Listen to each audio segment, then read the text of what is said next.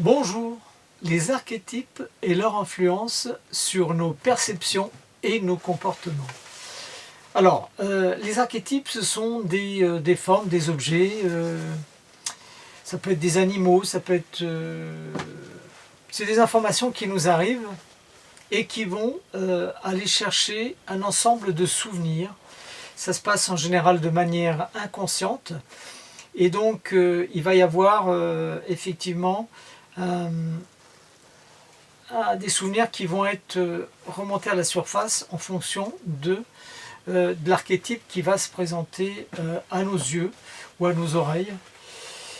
Ça peut être des perceptions, donc ça peut être généré par beaucoup de choses. C'est des formes, des objets, des sons, des gestes, des symboles, des odeurs, des comportements, des personnalités, des animaux comme je l'ai dit.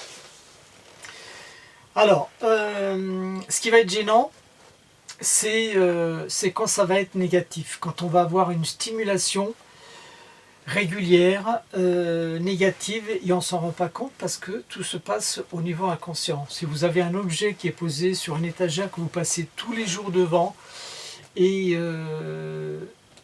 que vous ne le captez pas de manière consciente, mais que l'inconscient va aller chercher des infos qui vont vous saper intérieurement pendant un laps de temps, voire ça va être un déclencheur qui va faire que ça va générer d'autres émotions, d'autres souvenirs, etc.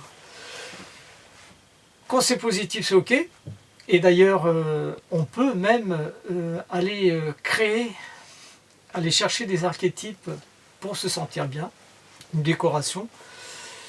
Une décoration nouvelle dans la maison, un objet qu'on va poser sur un bureau. Tout ça, c'est positif. Alors, de l'autre côté, faire très attention à ces objets ou ces choses qui vont créer de la peur, de l'anxiété,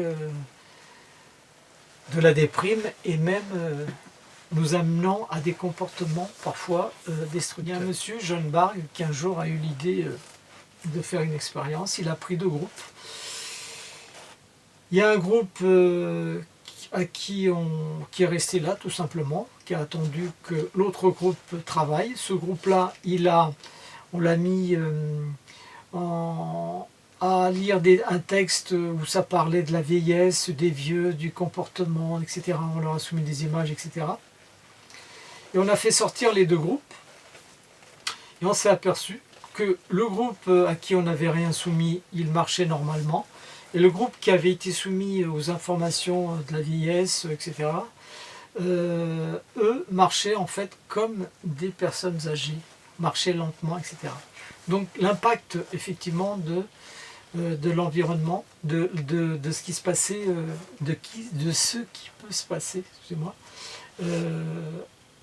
par des archétypes ou des influences diverses. Quand je parlais tout à l'heure des archétypes animaux, c'est par exemple les États-Unis qui ont comme archétype un archétype de leur pays qui est l'aigle. Il y a d'autres pays qui ont un coq par exemple. Il y a un autre pays comme le Brésil, leur archétype c'est un perroquet. Les autres pays, bon, voilà, on n'en parle pas. J'allais dire le pangolin pour la Chine, non, pas le pangolin. Voilà l'information que je voulais passer dans cette capsule. Donc elle est assez courte. Si vous la connaissez déjà très bien, sinon, bah écoutez, c'est intéressant de faire en sorte que notre environnement corresponde à ce qu'on désire. Donc apporter un plus et effacer ce qui peut venir nous perturber. Je vous dis au revoir, à bientôt.